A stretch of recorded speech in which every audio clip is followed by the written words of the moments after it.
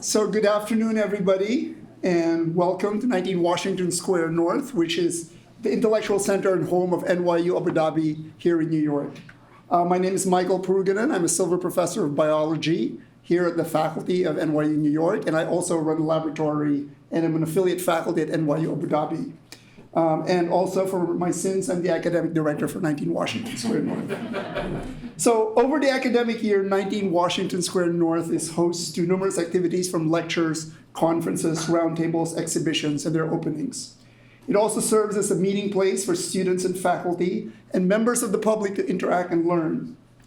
A key partner of ours is the NYU Abu Dhabi Institute in Abu Dhabi, New York, which has organized many of the activities here. And I would like to acknowledge my partner in this work, Sharon Hokakian-Bergman, the Director of Academic and Research Programs of the NYU Abu Dhabi Institute, and her staff, who work tirelessly to bring these programs here to 19 Washington Square North.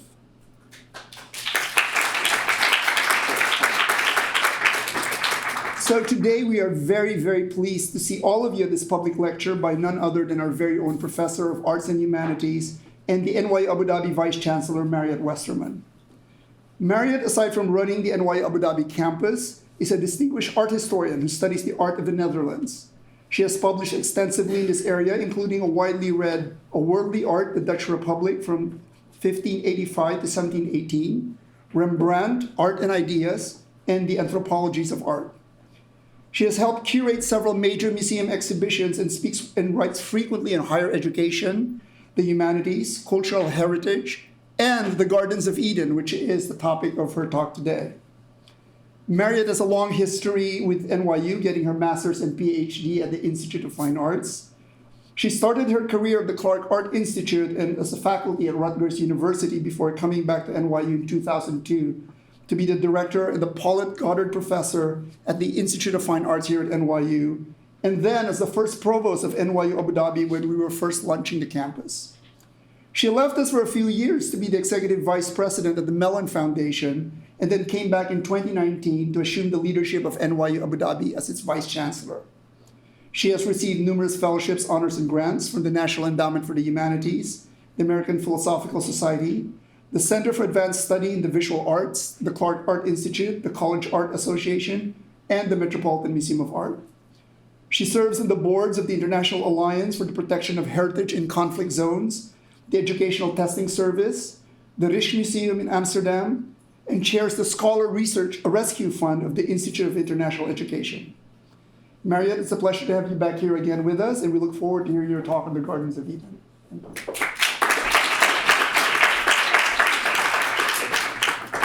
Thank you very much, Michael. Thank you for that very kind introduction, for having me here, and for accepting our invitation to you to serve as the magnificent faculty director here that you are. You are a scientist. We share a love of date palms that will come up today. I am, though, a humanist, so this talk will be longer than that of the average scientist. So let me get right into it. Thank you all for coming. It is such a pleasure to talk about this topic, which is not a talk on my specialty, the history of painting in the European tradition, but it comes out of a J-term course, a January term course, that very special feature of NYU Abu Dhabi curriculum that I have been teaching at NYU Abu Dhabi over the years since our very first year, 2011. And I would never have thought of this topic had I not moved to Abu Dhabi in 2007. And I therefore think of this topic and the big role it plays in my life as one of the many gifts that the country and NYU Abu Dhabi have brought to me. Let's get started. The story of the Garden of Eden is one of the oldest records of human consciousness. It is also the foundational story of the Abrahamic religions, of Judaism, Christianity, and Islam. We all know the Garden of Eden, or we think we do. Eden is everywhere in Western culture and well beyond. It is in countless nurseries around the world. It's in novels and movies, from East of Eden to my favorite, Planet of the Apes. It's in spas and beauty supply stores. It's in organic foods and drinks and even in dispensaries, but I don't show that in Abu Dhabi. It's in countless hotels at all price points, and it's even in an entire eco-park, the Eden Project in Cornwall. We all know what happened in the Garden of Eden. Adam and Eve, the first humans, transgressed against God's command, ate the forbidden fruit, and were expelled. The story is so familiar that we rarely ask what it is about. And it is about many things, of course. One thing we ignore especially is that it took place in a garden. I will explore today why a garden was an apt setting for the story, and how Jews, Christians, and Muslims who share the story understand the meaning of this garden in relation to our human purpose. I do everything in threes, so this has 3 parts, and I will proceed from Genesis to the lost paradise of Christianity to the Garden of Eden in Islam. And in the process, I hope to be saying something about garden making as an art of profound significance. An art. Part 1, Genesis in the desert. The first 3 chapters of Genesis tell us that God created everything in 6 days. The heavens and the earth, night and day, sea and land, sun and moon, flora and fauna, and the first humans. On the 7th day, he rested. God then planted a garden, placed the first man in it, and told him to take care of it. At this point, Genesis begins to elaborate on some of what has already been said. God calls the man Adam, from the Hebrew word for earth or soil, and he tells Adam to name the animals he brings to him. But the man is still lonely, so God creates a woman to be his helpmeet. He commands Adam, and thereby Eve, or the woman, to eat fruit of every tree in the garden, with one exception, the tree of knowledge of good and evil. If they eat from that, they will surely die. A serpent sneaks up on the woman and tells her, "It is fine to eat from that tree. God only wants to keep you from having knowledge as he does." She takes a look, sees the tree looks nice and has good fruit, and can make her wise. She picks fruit from it, eats, and gives some to Adam, who also eats. Their eyes suddenly open. They are ashamed to be naked, and they sew fig leaves together to cover themselves. The consequences are immediate, and they are disastrous. God walks into the garden in the cool of the day, Genesis tells us, and he rebukes them harshly. He tells them they must now live lives of labor and sorrow. Eve will submit to her husband and suffer pain in childbirth. Adam must now work for their food, till the soil, which will bring forth thistles and thorns also, and eat bread in the sweat of his face, till the day he dies, and die they will. Adam now calls his wife Eve, the mother of all living, and they are exiled from the garden.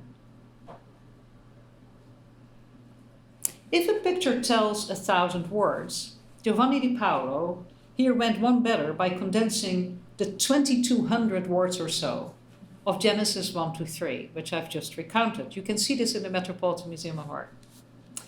At left, God hovers over the heavens and the earth, while at right, a cherubic angel shepherds out Adam and Eve, who look back in a sort of childlike regret. The garden itself is a paragon of Tuscan charm, trees laden with golden apples that must surely be oranges. At bottom, I think you can see 4 rivers course out of Eden at the bottom right from underground the garden. Genesis actually names this irrigation system.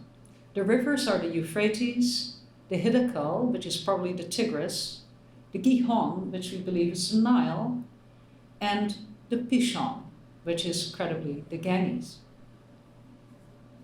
Now, this is a very lovely picture, but the story does not always look so sweet. As a child, I found it profoundly disturbing.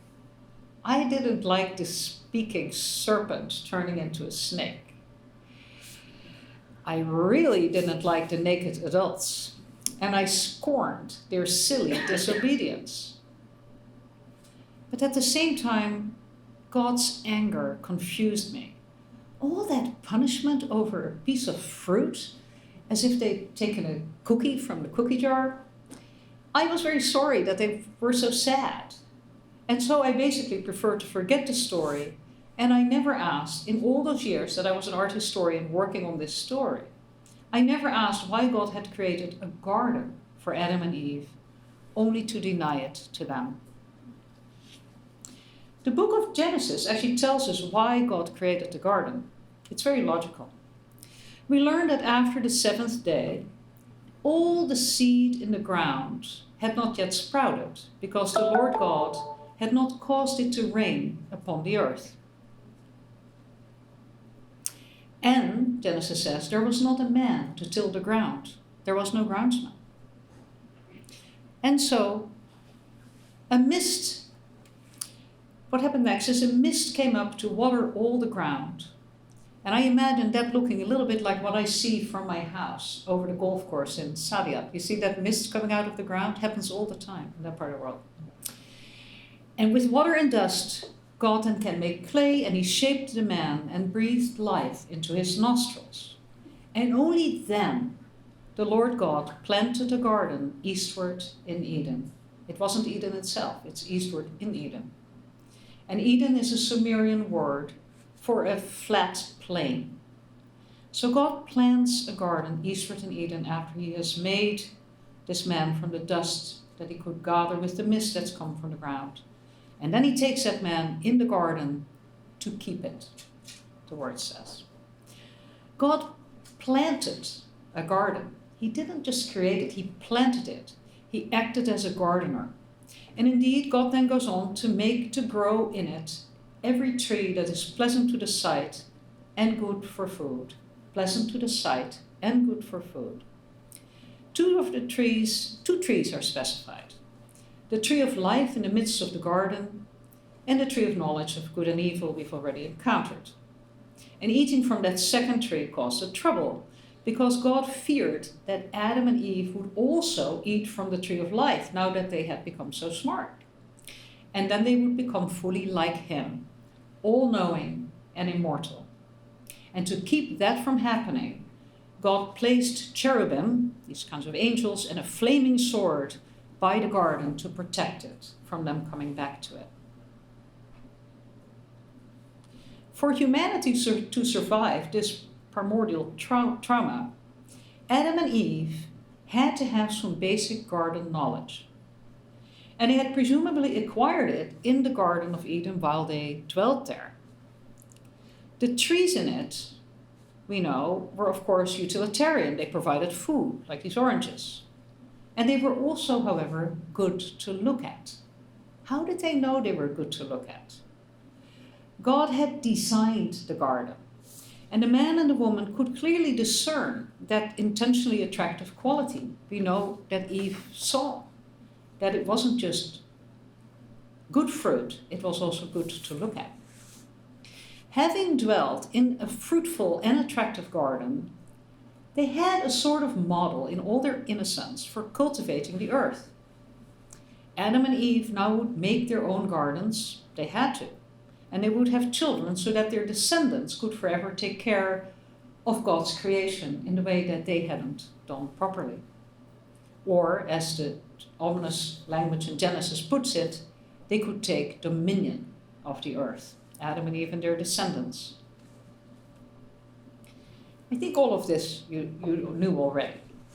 The story of the Garden of Eden is, of course, an origin myth. But origin stories don't have to take place in a garden. Other creation myths you can think of are set on mountaintops and in the heavens, in the seas and across rivers, on lengthy paths and wanderings. The tale of Gilgamesh, which hails from ancient Mesopotamia, and has strong thematic resonance with the story in Genesis, unfolds in a forest, in a city, and in a garden, but a garden made of precious stones, not plants or food.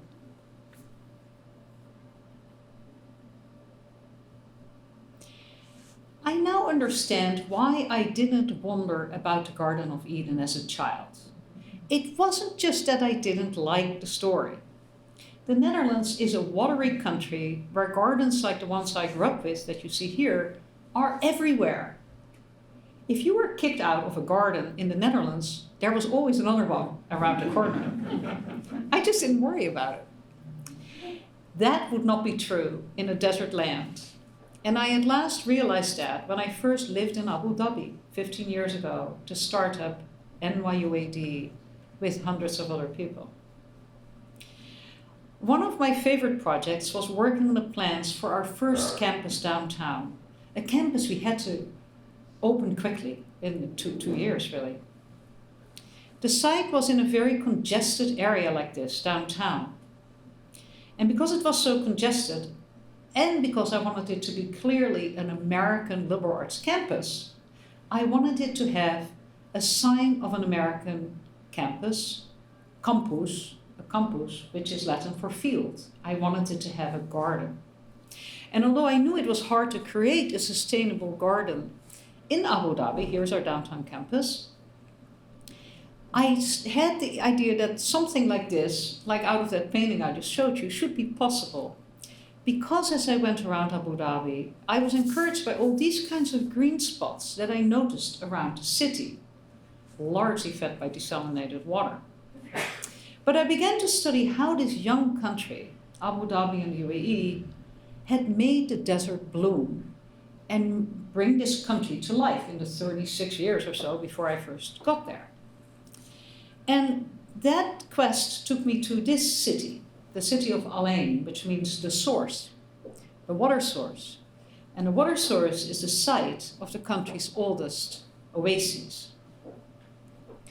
So this is the oasis of Al Ain. It's one of many oases in Al Ain. Now, I don't know about you, but before I went to Al Ain, I had always imagined an oasis looked like this. You know, a camel, a little bit of water, some pyramids in the background, sun. But Al Ain couldn't be less like it. In Al Ain and elsewhere on the Arabian Peninsula in all these countries, water that gathers on and in mountains is brought down into orchards of date palms like this. Orchards, and the water gets there through ancient underground channels known as canals. Date palms, which are fed by these, need to be cultivated. They don't just give fruit like that all the time. And the date palm oases of the Middle East are essentially large agricultural collaboratives that are orchards. They are also, as I found out, beautiful and pleasant places. Walls enclose the orchard, the oasis, and they also divide the land into plots owned by different families. Gates like this open invitingly, and inside a lush ecosystem awaits. It is watered by subsidiary channels of the canal, known as falaj. And those falaj are fed from the Sharia. Sharia is a central well that is shared by all. It is the same concept as in the just Sharia that gets a bad reputation but has a very neutral meaning in many ways in Arabic. Date palms like this are the main crop, but below it, as you can see, below that palm canopy, grow other sorts of fruit trees. You see banana there at right. And over time, the Bedouin tribes of the region developed the ability to grow wheat underneath from these natural aquifers that are there. And so you could say that the oasis of Al Ain, and many oases like it in the region, is a place full of fruit that is good to eat, full of trees, pleasant to the sight. Now, inspired by these kinds of possibilities for greening the desert, we set about turning a parking lot into our downtown campus garden. Here are some of the images. Some of you will remember this place. It's still there. It's kept well. It is fairly naturally fed. And you may get a sense here of the sort of, it's obviously not a palm oasis we were making, but we were trying to get this oasis verdancy. And to attain that kind of an effect took very careful choosing of plants. And to have careful choosing of plants, we had to go on a hunt for plants in the desert outside Dubai to all these different nurseries time and again. And this was hard work, especially in August. And it taught me how hard the climate was going to fight back our garden and what we had to do. And so I worried really that we would lose it within months of planting it, if not days. And one day, after one of these hot days, I took this picture looking back, and I saw the nursery kind of hovering in like a fata morgana, like a mirage in the heat. And I really worried about losing the garden. And as I look back at this nursery, I said, it hit me. It really hit me that the Garden of Eden was and is the ultimate lost garden. And that if it had existed, it would have been somewhere in the Middle East. I can't believe it took me this long to find this out in my life, but sometimes you have these insights. And so I began to think that the people of the region, a region like this is right outside Elaine, who told this story thousands of years ago and heard it from others, must have yearned for a garden where the waters always flowed and dates and pomegranates and other good fruits grew easily and was keeping this desert at bay. For people in desert lands, a garden that produces fruit and greenery without labor would have been simply an astounding miracle to hear about. The idea that Adam and Eve would give it up so carelessly, without a thought, would have been an unforgivable error. No wonder God was mad at them. Only when I started gardening in Abu Dhabi myself did I grasp really the depth of this loss. Every time we make a garden like this in Abu Dhabi, in the UAE or in a desert land, it is an act of faith that we can make the desert bloom for our needs. So gardening there reminds us that we can inhabit this land, any land almost on earth, if we take great care. And I think it also reminds us, even when we're not growing food, that plants are fundamental to human viability on earth. Creating an Abu Dhabi garden, I began to see a larger logic to the Garden of Eden too. By this time, I had begun to develop this course for our core curriculum. Maybe Adam and Eve had to be expelled from this fantasy land where all they ever did was eat fruit. It was boring. What happened in the garden had to happen to make Adam and Eve the first human beings to live full lives in the world, to start human time and history. And in the Garden of Eden, you could say that Adam and Eve began to understand their human condition by all these distinctions that were made evident to them. First, God had already separated himself from man when he made Adam and told him not to eat from the tree of knowledge of good and evil. Adam set himself apart from the animals by naming them. God then created woman from Adam's rib, separating woman from man, as Genesis tells us. And as a gardener, God distinguished, as he does in Genesis, between fruit trees, wheat-like things, and herbs like grass. And he determines which creatures got to eat what. People, only fruit. By eating from the tree of knowledge, Adam and Eve acquired the ability to discern good from evil. This moral capacity became the mark, eventually, of human consciousness in the Western tradition, and one could say of conscience. Shame followed instantly, and clothing was born of that. God even helped them after the fig leaves to make garments from animal skins, setting humans on a fateful path of using animals for our needs. So the Garden of Eden in anthropological terms was a liminal space between pure divine creation and the world that we as humans shape to meet what we think we need. Although Adam and Eve lost immortality as individuals, they could have children to ensure human continuity and remembrance. As mere mortals now, they had to accept lifelong labor and pain in childbirth, just as we do, and they had to take responsibility for knowing good from evil. I think a garden is a great space for drawing all these distinctions that make us human and make us think about that, because a garden itself has ambiguity to it. It is a place where nature meets culture. Most of my students are totally stunned and at first don't believe it when I help them see that a garden is not just nature, but that it is a cultivated thing. And the words cultivation and culture come from the Latin cultus, labor or care or even worship. Cultivation and culture are closely related.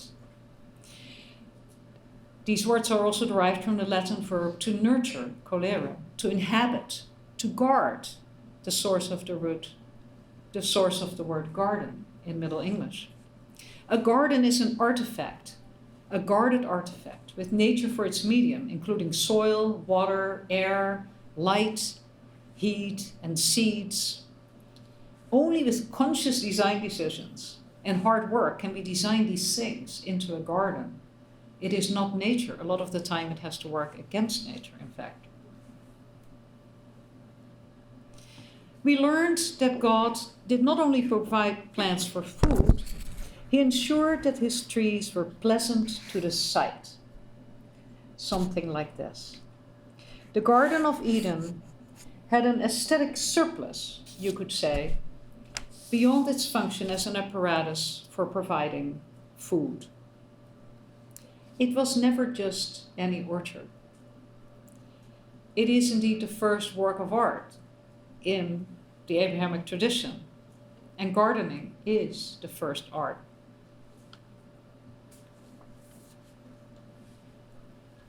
I think I'm frozen. You probably have been looking at these pictures, wondering what I'm saying about them. I think my computer is sort of not helping here. I may need a little help from someone more technically equipped than I am. I think what happened is some messages popped up, and sorry about that. I don't think you've missed too much.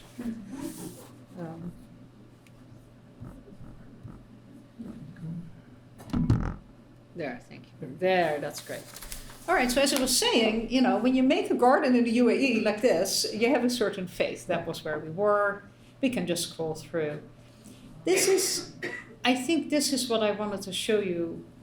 This is what artists in the Western tradition now, in European painting, these paintings that I studied for years, how they have thought about that Edenic garden. And clearly artists respond to gardens as work of art. And again, this had not occurred to me until I started doing this work. Part 2, Paradise Lost. Paradise Lost, particularly in Christianity, but also in Judaism. Jewish and Christian theologians attach different meanings to the garden. The Jewish book of Genesis gave us the word paradise, the Hebrew pardes, which came from the ancient Persian paradise. The Persian term referred to an orchard enclosed by a wall, and perhaps sometimes a walled hunting ground. And when we think of the Garden of Eden as a protected space with a wall, planted with fruit trees, where animals roamed, you substitute a flaming sword for the wall, you have an ancient Near Eastern paradise. That's what Eden was. This is the kind of thing they had in mind. This is it's not so easy to see, but this is a relief from Nineveh, from the palace of Ashurbanipal at Nineveh, that shows you these orchards with these flowing channels and the palm trees and other kinds of fruits. This is what they had in mind. This is from the 7th century before the Common Era. Now, one strand of Judaism uses the Hebrew word gan to distinguish an upper Gan Eden, an upper Garden of Eden, a kind of spiritual home, from the lower Gan Eden, that is the physical garden where Adam and Eve dwelt. But this belief in Judaism in a heaven-like Eden that we might go to is, as I understand it, not a prominent part of mainstream Jewish theology. In Judaism, the events in the garden explained why Adam's descendants had to make a new covenant with God because they'd broken it.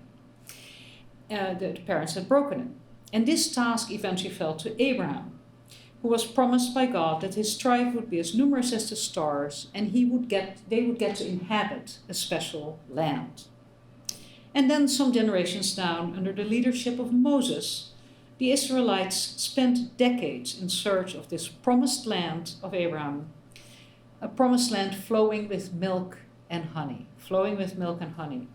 And in a way, I think of this land as replacing the lost Garden of Eden, except that milk and honey required labor of a kind that was never needed in the Garden of Eden. It is not the Garden of Eden itself. The Jews move on, you could say. The Jewish holiday of Sukkot commemorates the exodus of Moses and his people out of Egypt. And at this holiday, Jews built structures like this, covered with plants that recall the dwellings that the Israelites inhabited in the desert for 40 years before reaching the Promised Land. And these shelters, topped with branches, bear a striking resemblance actually to Bedouin Arish dwellings, they're called Arish dwellings, made of palm fiber and palm fronds, which you see to this day all over the UAE and the Arabian Desert. And the rites of worship associated with Sukkot include 4 species of special plants specified in the Torah, including 3 types of branches, such as the myrtle and the palm and the willow, and also the etrog, the citron, that fruit you see on the right, a large citrus fruit that seems a very fitting paradise fruit. So there's something cleaves of the Garden of Eden to these stories. But on the whole, Judaism is not focused obsessively on recovering the Garden of Eden, as Christianity has long been. For most Jews, the Garden of Eden is not a prototype for later gardens or a destination in the afterlife. It is primarily the place from which Adam and Eve had to set out to launch the history of the Jewish people. Christianity took a very different tack. It is not the religion of one tribe, but a conversionist faith. It professes that Jesus, whose name means Savior or salvation, and whom Christians believe to be the Son of God, it professes that Jesus became flesh to redeem the sin of Adam, that was his job. And he did so by dying on the cross. You see him here on the cross. And at this time, this is a later, sort of the 12th century church, but it goes back to early Christian models, Byzantine models. And they began to refer to this cross as the new tree of life, that other tree from Genesis. And on this tree of life, God paradoxically sacrificed his own son to relieve all humans of the stain of Adam's sin.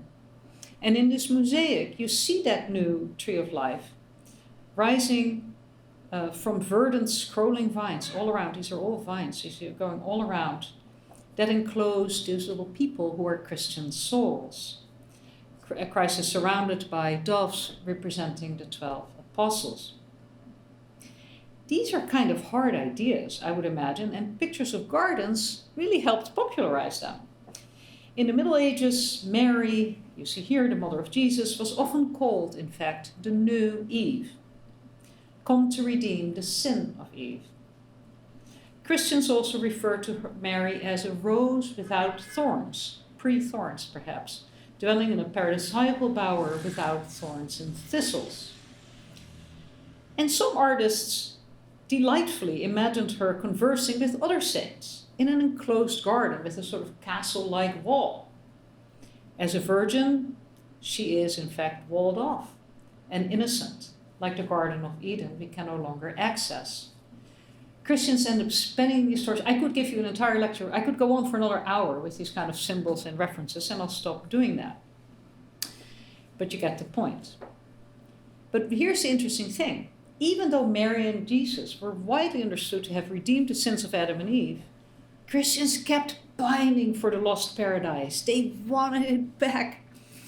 They wanted original sin to be truly redeemed. And in the Christian Middle Ages, therefore, the Garden of Eden becomes a source of boundless curiosity and longing, pining. For centuries, Christians debated all sorts of things about the Garden of Eden. They wondered whether paradise was a physical place or just a metaphor. Around 400, one of the most influential theologians of all time, Augustine, from North Africa, argued that it was both a place and an idea. Both things could be true at the same time. But most Christians probably believed that the garden was physical, and they had lots of questions. How long had Adam and Eve been in there? Would they have had children if they had stayed? Did they ever do any work? Didn't God say to keep the garden and to tend it? Some thought Milton included, some thought they did some very pleasant gardening.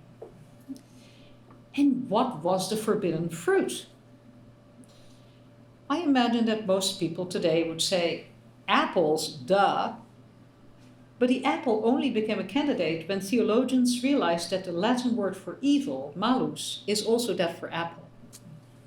It became the standard in the late Latin Middle Ages, in Northern Europe, where the fruit is everywhere. In the Middle East, I would have to say, the fruit much more likely would have been considered a fig, a date, or perhaps a mulberry. These discussions in Christianity yielded an incredibly rich topology of the Garden of Eden, spun out, endlessly repeated, unlike anything imagined in the Judaic corpus of texts. And so just to cut a long story short, while you look at this gorgeous picture from about 1450, an illuminated picture in a manuscript, this is really how Christians pictured it. This is in the topology. The Garden of Eden was an enchanting enclave in mountainous terrain with a great variety of colors, scents, plants, and gemstones. Adam and Eve had no need of food other than fruit, and they lived like angels. They were innocent.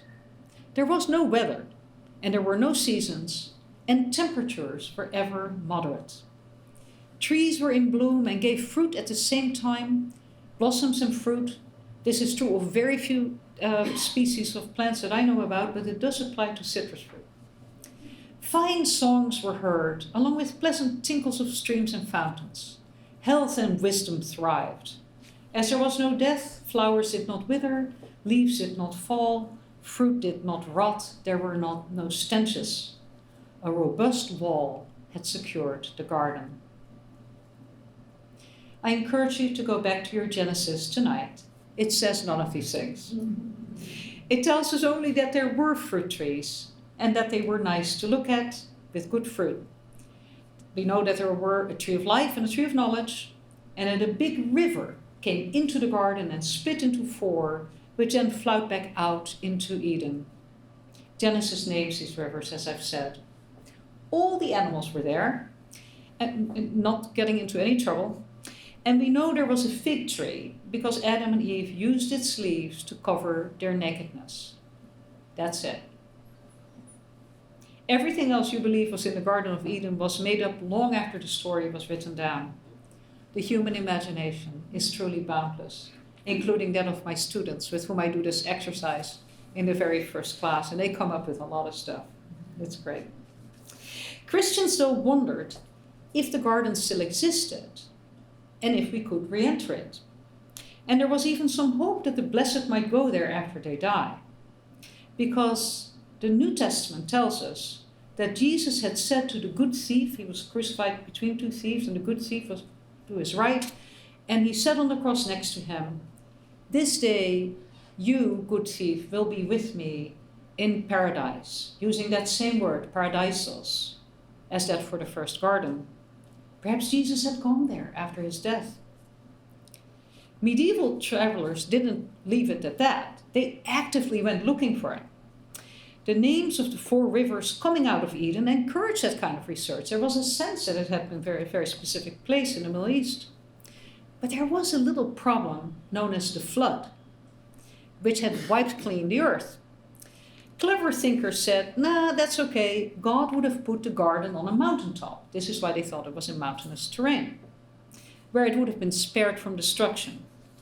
And that's pretty much the idea in sort of mental maps like this, where you see God up in heaven, in a golden sort of backdrop, and below you see this kind of map of the earth with at the very tippy top, the Garden of Eden. There they are with Adam and Eve still in it, just so you don't miss it.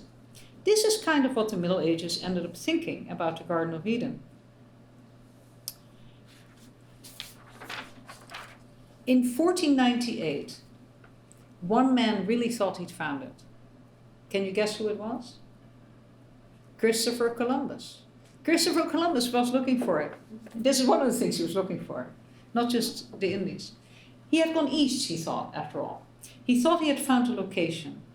When he saw the massive delta of the Orinoco River today in Venezuela, he wrote that this sweet water could be coming from the terrestrial paradise up on a high mountain. He'd seen the mountains, he noticed the mild temperatures and the delightful weather, and Columbus called this garden that he assumed was there the earthly paradise. He didn't go farther because he did not think that it could be entered. He was afraid probably of the flaming sword. But that is what he thought. And in this illumination, of course, that we just looked at, you can indeed see very clearly that the Garden of Eden is confined to earth with God and the skies up above, just as we saw in this picture here. But why then keep it around? What was its purpose? It fell in the end to Dante, the great poet Dante, to spatialize the solution in his Divine Comedy with its definitive and extraordinary imagery of hell, purgatory, and heaven. The highest terrace of purgatory, which is where Beatrice will lead Dante into heaven in the final book, the third book, Paradiso, that highest level you see right there with the two little people in it at the very top and the back is the Garden of Eden, just shy of the heavenly paradise. This 15th century fresco by Michelino renders this conception from Dante, and it's the poet himself standing there with his book, pointing to the gate to hell to his right. Behind you see Mount Purgatory, with the penitent struggling up 7 levels of vice through the entire long poem. And at the 8th level, we see the garden, to which the artist again has added Adam and Eve, although they were obviously gone by then. But lest we miss the point, you should know that that is what it is. And the heavenly firmament above, the 7 heavens above that you can see there, is really a firmament. It's a heavenly paradise, but certainly not a garden. And in Dante's ecstatic verses, this Paradiso is an eternal realm of disembodied souls listening to swelling choirs of angels and enjoying luminous visions of the Godhead. And most Christians, I believe, eventually came to think that after death their souls would live in that kind of heaven. This kind of heaven here in the 19th century version of Mariët, illustrating Dante in Paradise. Eventually, most, but the most, people generally believed to be crackpots, stopped searching for Eden. People still do sometimes, but most people have stopped doing it if they're Christian. Indeed, gardeners in Christian cultures embraced the punishment meted out to Adam. They simply loved gardening. They accepted that it was their lot in life to make gardens for food and gardens for pleasure. And gardeners in this tradition, this Christian tradition, often describe gardens as sites of endless environmental challenges and pests and horrible weather and back-breaking work and, oh, I worked so hard in my garden. Which is, of course, precisely what gardening is. It is hard work. And that stone sculpture from Italy from about 1100, which I find very moving, shows Adam and Eve right there, working together to eke out and grow a single plant. At least they did it together. There are many fine women gardeners. And here are some calendar pages from a very famous book, the Treasure of the Duc de Berry, from about 1410, that have these calendar pages where you see through the seasons, the different gardens. There are seasons on earth, the Garden of Eden is gone. But these, here you see pages that show you also this connection and contrast between the agricultural labor of some and the garden leisure of others. And this kind of contrast reminds us that the most beautiful gardens we know owe something to the inequitable divisions of labor that also shape our post-Adamic world. But that is for another day. A few words then on paradise in a very different register. Paradise's afterworld, which is the paradise of Muslims.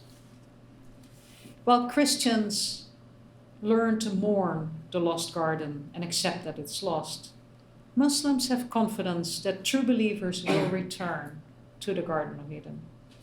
The afterlife of Islam is imagined as a concrete afterworld.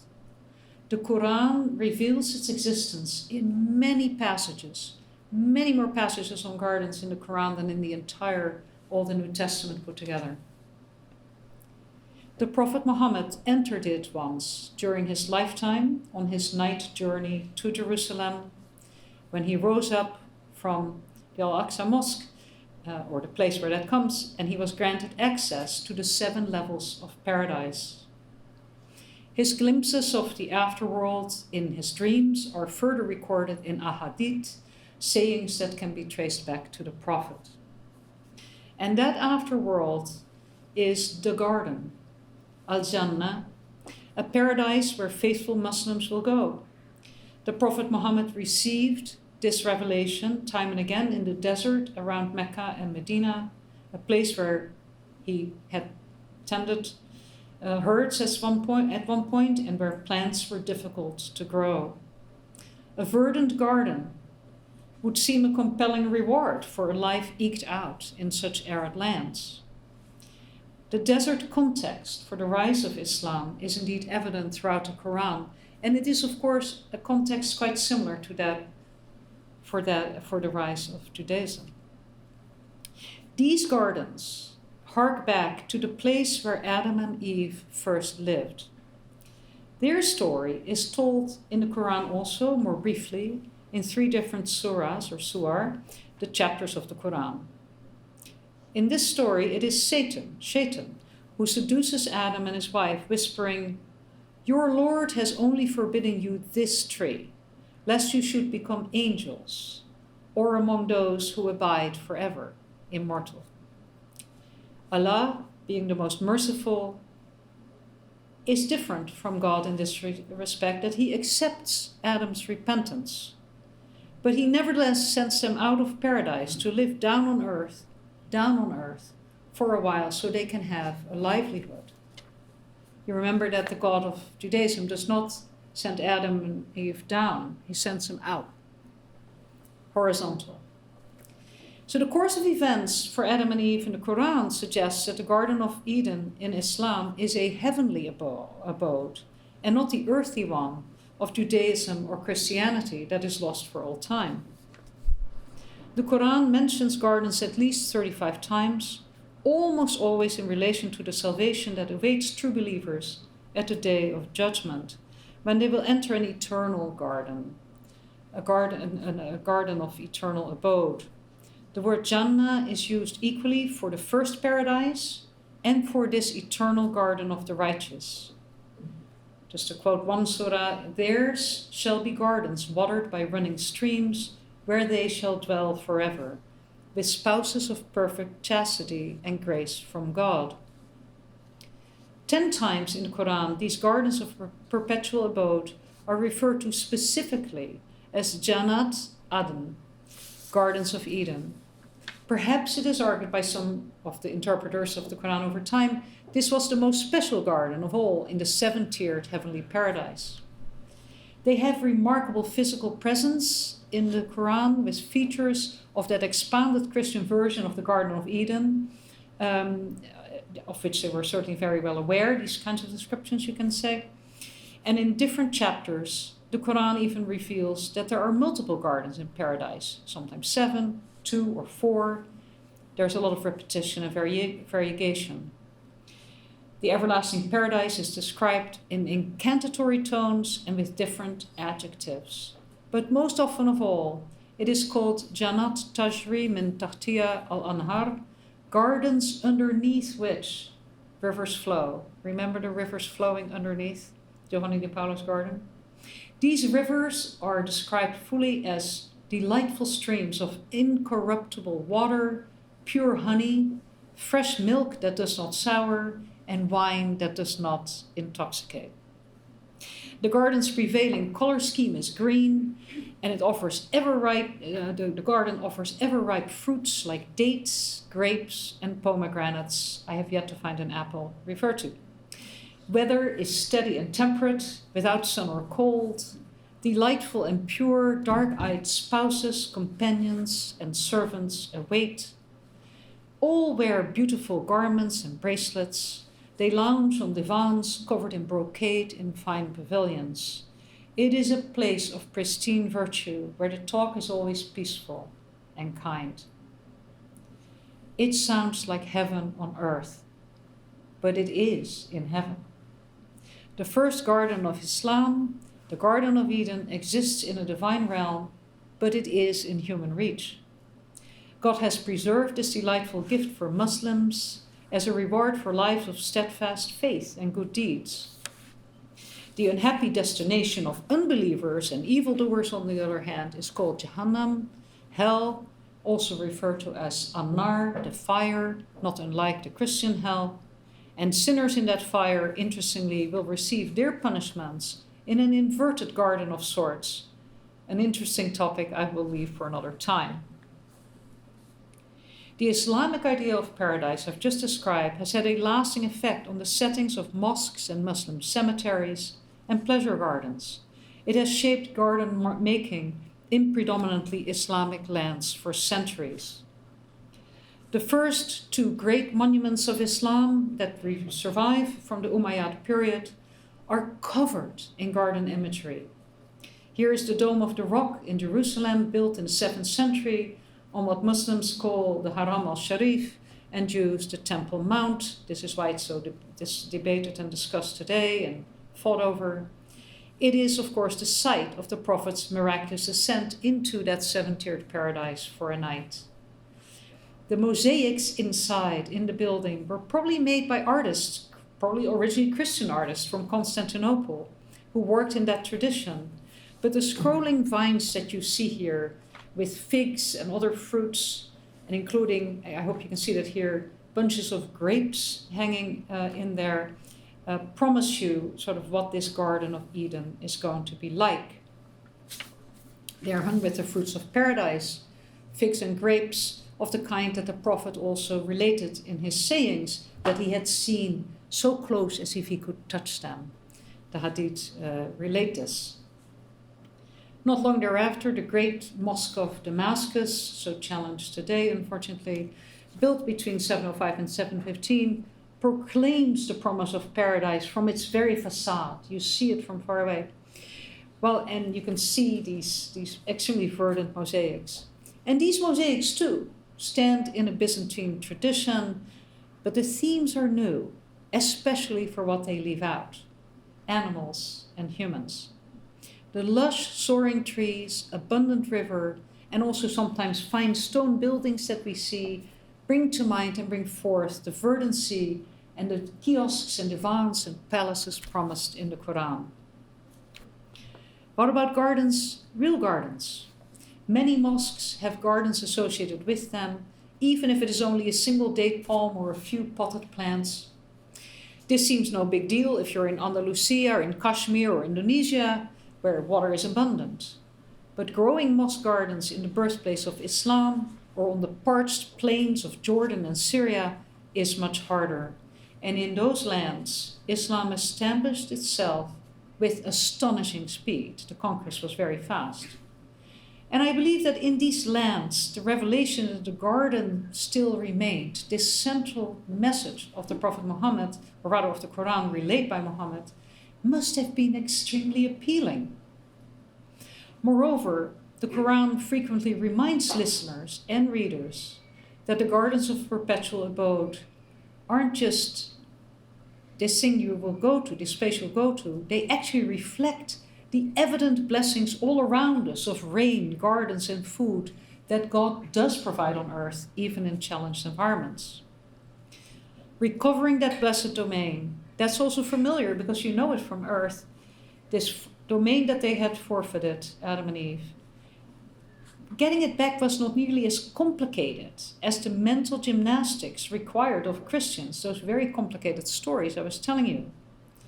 Islam required 5 things: true belief in one God and the unity of that God, demonstrated by submission to the sincere profession of that faith, regular prayer, generous charity, fasting, and the Hajj, the pilgrimage. A lot simpler than some of these concepts you have to believe in Christianity. And so this message has attracted many people for many centuries, and its original power may have attached to a good part to the very desert environment where it was first received and promulgated, and where battles over wells and oasis plots were the order of the day. Its effect on the design of gardens in Muslim lands has been profound. The many wonderful gardens of Islamic resonance around the world could fill a dozen lectures. We won't do that today. From the great mosque of Cordoba I just showed you, to the palace grounds of the Alhambra here, from the massive tomb complex of the Taj Mahal, which is a garden complex, far exceeding its building alone, to, for example, this remarkable garden island in the desert of Iran. Gardens like this, gardens in Islamic settings, often look designed as if to mirror God's geometries, God's thinking. They thereby forecast something of that peaceful garden that the true believer will enter. Most of these gardens, as I've come to know them over time, I've come to think of as projecting an image of a garden made by divine will for the purpose of our repose, even if that repose is still to come, and even if that is not the explicit intent of every single garden that's created. It seeps into the culture, is what I would say. And I will give you just one example that I want to leave you with. It comes from Persia, the same place where this garden is, because Persia is a truly deeply refined and sustained source of such garden making in a divine projection. I want to take you to this magical garden, the Bagh-e-Fin in Kashan, the oldest extant pleasure garden in Iran. It was begun by the Safavid Shah Abbas I around 1580 and developed through the 17th century and surely changed a bit over time. Here's a very romantic French vision of it from around 1840, surely not untrue to the quiet effects, the effects of repose that its owners probably desired.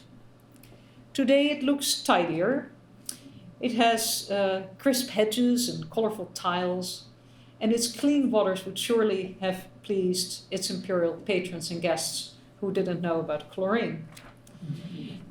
This is its central pavilion, seen in the pool, and you can see the relationship to the Taj Mahal even here, I think. And this is its central pavilion from the other side, where you see some of these turquoise tiles added for a more prominent view. And here 2 views of that same side to give you a better sense of how the water moves in shallow channels and deeper pools, and alternates and jumps down little rills and little steps.